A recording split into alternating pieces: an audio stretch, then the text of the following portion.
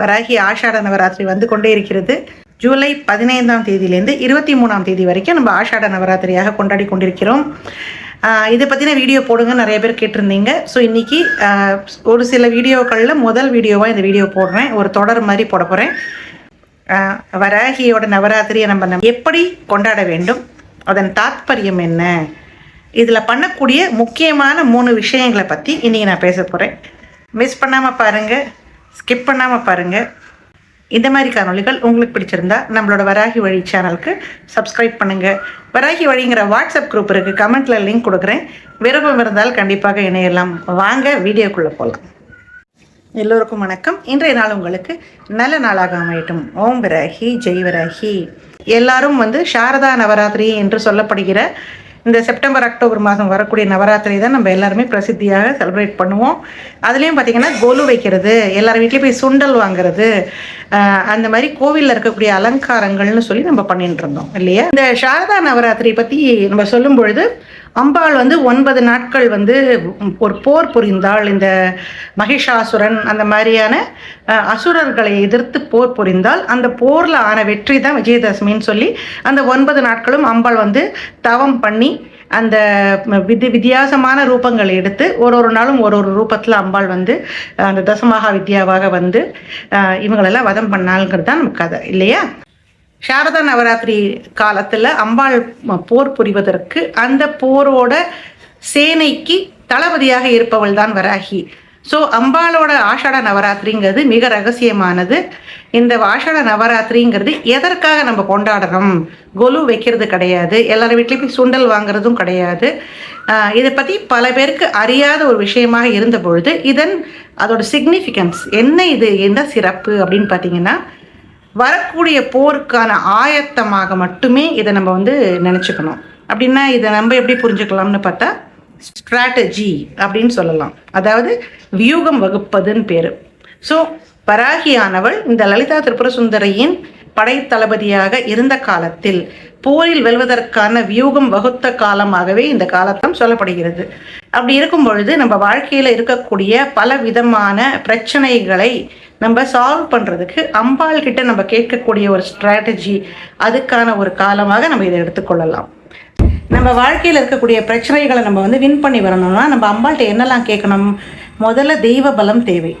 இப்பேற்பட்ட பிரச்சனையாக இருந்தாலுமே அந்த தெய்வ பலம் இருக்கும் பொழுது ஒரு காலே போகிற இடத்துல வெறும் முள்ளு குத்துறதுக்கான அந்த பிரச்சனையோட வீரியம் மட்டுமே இருக்கும் என்று சொல்லப்பட்டிருக்கு. ஸோ தெய்வ பலம் கேட்கணும். இன்னொன்று ஆன்ம பலம். ஆன்மா ரொம்ப வலுவாக இருக்கும் பொழுது எப்பேற்பட்ட பிரச்சனையும் அதால் ஈஸியாக சால்வ் பண்ண முடியும். ஸோ இந்த 2 முக்கியமான விஷயங்களாக அம்பாள்கிட்ட கேட்குறது. 3ஆவதாக விஷயம் நம்ம கேட்குறோம்னா அது டிசிப்ளின், அதாவது ஒரு நெறிமுறைப்பட்ட ஒரு வாழ்க்கை. இந்த 3ஐயுமே சரி பண்ணக்கூடிய காலமாகவே வராகியோட நவராத்திரி நமக்கு மிகப்பெரிய உதவி செய்யக்கூடியது. சரியா? ஸோ இந்த 3ஐயுமே ஒரு முக்கியமான ரீசனாக வச்சு தான் இந்த வராகி நவராத்திரியை நம்ம முன்னெடுத்து கொண்டு செல்ல வேண்டும். எனக்கு ப்ரொமோஷன் வேணும், என் வாழ்க்கையில் பிரச்சனைகள் தீரணும், கல்யாணம் ஆகாத பொண்ணுக்கு கல்யாணம் ஆகணும், இந்த மாதிரியெல்லாம் நினச்சி நம்ம வராகி நவராத்திரியை செலிப்ரேட் பண்ணக்கூடாது. ஸோ இது ரொம்ப முக்கியமான விஷயம். இது பல பேருக்கு தெரியாத விஷயம். அதாவது கேளிக்கைகளும் கொண்டாட்டங்களும் நம்ம இன்ட்ரடியூஸ் பண்ணுறோம் நமக்கு ஜாலியாக இருக்கணுங்கிறதுக்காக. ஆனால் அதெல்லாம் மீறி இந்த வராகி நவராத்திரிங்கிறது உள்ளார்ந்து நாம் செய்யக்கூடிய ஒரு தவம்னு சொல்லலாம். இந்த 9 நாளும் ரொம்ப பவர்ஃபுல்லான டைம். தயவுசெய்து மிஸ் பண்ணாதீங்க. வராகியோட பரிபூர்ணமான கடாட்சமும் அருளும் அவளது பாதுகாப்பும் நமக்கு டைரெக்டாக கிடைக்கக்கூடிய ஒரு டைம்.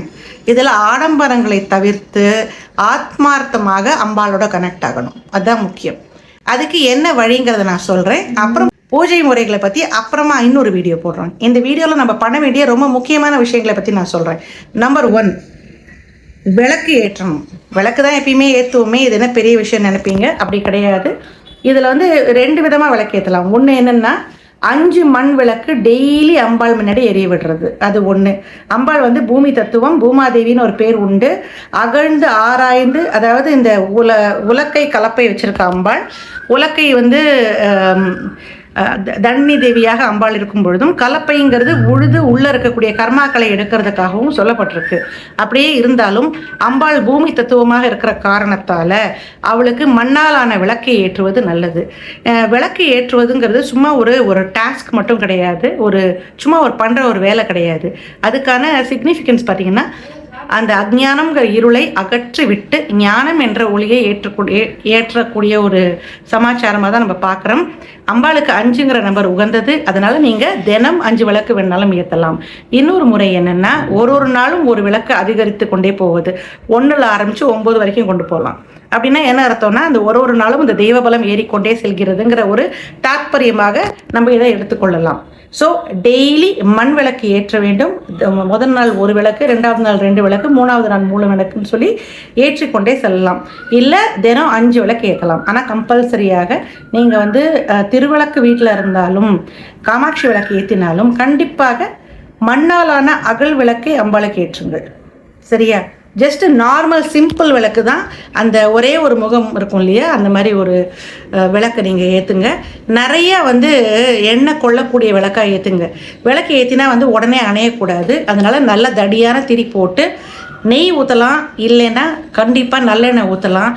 உங்கள்கிட்ட பஞ்சக்கூட்டு எண்ணெய் இருக்குன்னா அதையும் நீங்கள் ஏற்றலாம். இந்த 3ல் ஏதாவது ஒன்று. பண்ணக்கூடிய பூஜைகளை ரொம்ப சிம்பிளாக வைக்கும் பொழுது ஆத்மார்த்தமாக அம்பாலோட கனெக்ட் பண்ண முடியும். ரொம்ப இதில் நம்ம டைம் ஸ்பெண்ட் பண்ணோன்னா நம்மளால் உட்காந்து அம்பாலோட கனெக்ட் ஆக முடியாது. அதனால் சிம்பிளாக வச்சுக்கோங்க. முன்னாடியே இதை வாங்கி வச்சு விளக்கெல்லாம் எடுத்து பதப்படுத்தி நீங்கள் வச்சுக்கும் பொழுது உங்களுக்கு ரொம்ப ஈஸியாக இருக்கும். சாதாரண திரி போட்டு ஏற்றினாலே போதும். எந்த டைரக்ஷனில் வைக்கணும்னா, எப்பயுமே கிழக்கு முகமாக அம்பாளை நம்ம வச்சுருப்போம். அதனால் எப்பயும் நம்ம விளக்கேற்றுற மாதிரி தான். உங்கள் வீட்டில் மற்ற தெய்வங்கள் இருந்தாலும் வராகிக்காக தனியான ஒரு விளக்கு ஏற்றுங்க. இது ரொம்ப ரொம்ப முக்கியம். டெய்லி பண்ணக்கூடிய விஷயங்களில் இது மோஸ்ட் இம்பார்ட்டண்ட்டு.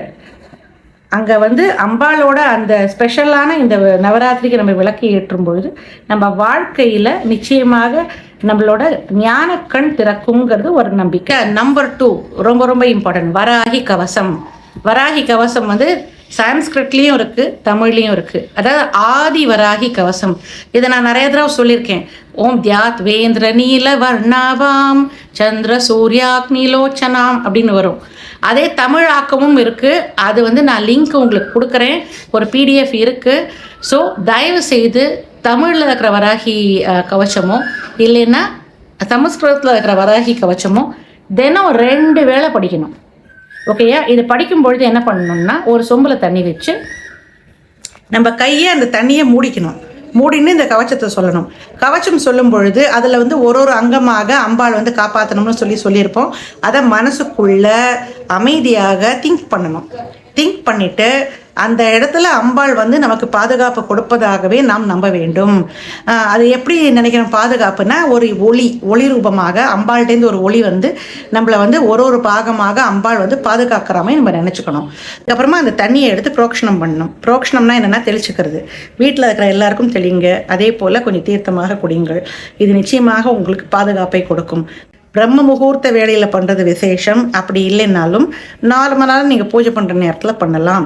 சாயங்காலம் கம்பல்சரியாக 6 மணிக்கு அப்புறமா சூரிய அஸ்தமனம் ஆன அப்புறமா இதை இன்னொரு தடவை பண்ணுங்கள்.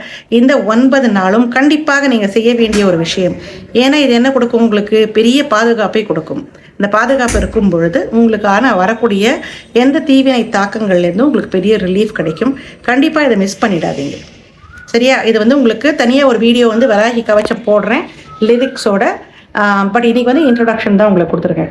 3வது விஷயம் என்ன பண்ணணும்னா, ஏதாவது ஒரு மந்திரம், இதை பற்றி நான் வீடியோ போடுறேன். என்ன மந்திரம் என்றைக்கு சொல்லணும்னு, அம்பாள் ஒரு நாளும் ஒரு ரூபமாக அவளை நினச்சி அவளுக்கான பீஜங்கள் இல்லாத நாம மந்திரங்கள் சொல்கிறேன்னா அந்த மந்திரத்தை நீங்கள் சொல்லலாம். இல்லை எங்களுக்கு என்னன்னு தெரியாதுன்னா ஓம் வாராகி நமக சொல்லலாம். பட்டு 108 தடவை 5 ரவுண்டு சொல்லணும். அதாவது 108 108 108 108 108 இந்த மாதிரி 5 தடவை சொல்லணும். எதுக்காக இது மாதிரி பண்ணணும்? மந்திரங்கள் ஏன் உச்சாடனம் செய்ய வேண்டும்னு கேட்டிங்கன்னா, மந்திரங்கள் சொல்லும் பொழுது நம்மளோட உள்ளுக்குள்ளே இருக்கிற ஃப்ரீக்வன்சின்னு சொல்லுவாங்க, அதிர்வுகள், அது ரொம்ப உச்சநிலை பெறும். நம்ம சொல்ல சொல்ல சொல்ல என்ன ஆகும்னா வராகியோடு அது வந்து நம்மை இணைக்கும் பாலமாகவே செயல்படும். இப்போ நீங்கள் செய்யக்கூடியது உங்களுக்கு ஆன்ம பலத்தை கண்டிப்பாக கொடுக்கும். அதுதான் நம்மளோட கோலு. ஸோ தெய்வ பலமும் ஏற வேண்டும், ஆன்ம பலமும் ஏற வேண்டும். அதுக்காக தான் இந்த 3 ஸ்டெப்ஸ் நம்ம பண்ணுறோம். ஸோ தயவு செய்து இதையும் நீங்கள் மிஸ் பண்ணவே கூடாது. என்ன மந்திரம் என்னைக்கு சொல்லணும்னு நான் சொல்கிறேன். காம்ப்ளிகேட்டடாக இருக்குது, எங்களுக்கு அதெல்லாம் தெரியாது, சிம்பிளாக ஏதாவது சொல்லணும்னா ஓம் வராகி ஜெய் வராகி சொல்லலாம். ஓம் வாராகியை நமக, ஓம் பக்தானாம் அபய பிரதாயை நமக, ஓம் வாராகியை நமக சொல்லலாம். இல்லை உங்களுக்கு ஏதாவது ஸ்பெஷலான ஓம் ஸ்வப்ன வராகியை நமக, ஓம் ஸ்வர்ண வராகியை நமக அந்த மாதிரி பிடிச்சாலும் நீங்கள் சொல்லலாம். பட் ஜென்ரலாக மூல மந்திரம் உபதேசம் இல்லாமல் சொல்லக்கூடாது. சரி, உபதேசம் இருக்கிறவர்கள் என்ன செய்யணும்னா மூல மந்திரத்தை விடாமல் இந்த மாதிரி சொல்லுங்கள். 108 தடவை மினிமம் சொல்லலாம். ஆனால் 45 நிமிஷமாவது ஆகும். உங்களால் முடிஞ்சால் அட்லீஸ்ட் 5 ரவுண்டு, 5 மாலைன்னு சொல்லுவாங்க, 108 × 5 540 தடவை வரும். அது சொல்லுங்கள். இது ரொம்ப ரொம்ப பவர்ஃபுல். இதை நீங்கள் வந்து இந்த 4 ஜாமத்தில் எப்போ வேணால் சொல்லலாம். விடிகாலம்புரை சொல்லலாம், நார்மல் டைம் சொல்லலாம், மத்தியானம் சொல்லலாம், சாயங்காலம் 6 மணிக்கு அப்புறம் சொல்லலாம், நைட்டு 12 மணிக்கும் சொல்லலாம். உங்கள் சௌரியப்படி நீங்கள் சொல்லலாம். ஆனால் இந்த மந்திரங்கிறது தான் உங்கள் ஆன்மாக்கான பலம். விளக்கேற்றுறது தெய்வ பலத்தை இன்க்ரீஸ் பண்ணும். வராகி கவச்சம் நமக்கு பாதுகாப்பு கவச்சமாகவே இருக்கும். அதே போல் இந்த நல்லபடியாக இந்த மந்திரம் ஆரம்பிக்கிறோம் இல்லையா, இந்த பூஜை, அதில் வந்து நமக்கு எந்த தடங்களும் வராமல் பாதுகாக்கும். நம்ம குடும்பத்துக்கு எந்த விதமான தீவினை வராமல் பாதுகாக்கும். 3ஆவதாக செய்யக்கூடிய மந்திரங்கள் வந்து நம்ம வாழ்க்கையில் இருக்கக்கூடிய ஆன்மாவிற்கான நம் ஆன்மாவை பலப்படுத்தும். வாழ்க்கையில் வரக்கூடிய பிரச்சனைகளை சந்திக்கக்கூடிய திறனும் தைரியமும் நிச்சயமாக நமக்கு வரும். ஸோ இதனால் இந்த 3 விஷயங்களும் ரொம்ப ரொம்ப இம்பார்ட்டண்ட். சரி, இந்த நவராத்திரியின் போது நாம் செய்ய வேண்டிய தர்ம காரியங்கள்னு பார்த்தீங்கன்னா அன்னதானம். இப்போ நம்ம ஹரித்ரா வராகி ஆலயத்தில் எல்லா நாளுமே அன்னதானம் கொடுத்து கொண்டிருக்கிறோம். உங்களுக்கு விருப்பம் இருந்தால் இந்த நவராத்திரியில் உங்கள் சார்பாக அன்னதானம் செய்வதற்கான பணத்தை கொடுக்கலாம். இல்லைன்னா நீங்களே உங்கள் கையால் அன்னதானம், யாராவது ரொம்ப முடியாமல் இருக்கிறவங்களுக்கு அன்னதானம் செய்யலாம். இல்லை வேற ஒரு கோயில் மூலமாகவும் நீங்கள் அன்னதானம் செய்யலாம். அன்னதானம்ங்கிறது ரொம்ப தலையை காக்கக்கூடிய ஒரு தானம். ஸோ கண்டிப்பாக அதை பண்ணுங்க. இன்னொன்று என்னென்னா வெத்தலைப்பாக்கு தாம்பூலம் கொடுக்கறது. ஸோ பெண்களுக்கு வந்து ரொம்ப சிறப்பு. நம்ம வந்து அம்பாள் வந்து ஏதாவது பெண் ரூபத்தில் வருவான்னு நம்ம சொல்கிறதுனால வசதி இருக்கிறவர்கள் டெய்லி தாம்பூலம் கொடுக்கலாம். அப்படி முடியாதவர்கள் இந்த 9 நாளில் ஒரு நாளை நீங்கள் தேர்ந்தெடுத்து அந்த நாளில் யாராவது ஒரு பெண்ணுக்கு நல்லபடியாக வெத்தலை பாக்கு பழம் எல்லாம் வச்சு ஏதாவது ஒரு புடவையோ இல்லை ஒரு குட்டி ட்ரெஸ்ஸோ ஏதோ ஒன்று வாங்கித்தாங்க. அதுவும் வந்து அம்பாளுக்கு நேரடியாக போய் சேருங்கிறது ஒரு ஐதீகம். ஸோ இதை தவிர நீங்கள் பண்ண வேண்டிய ரொம்ப முக்கியமான விஷயம், பழமையான ஒரு வராகி ஆலயத்தை கண்டிப்பாக விசிட் பண்ணுங்கள்.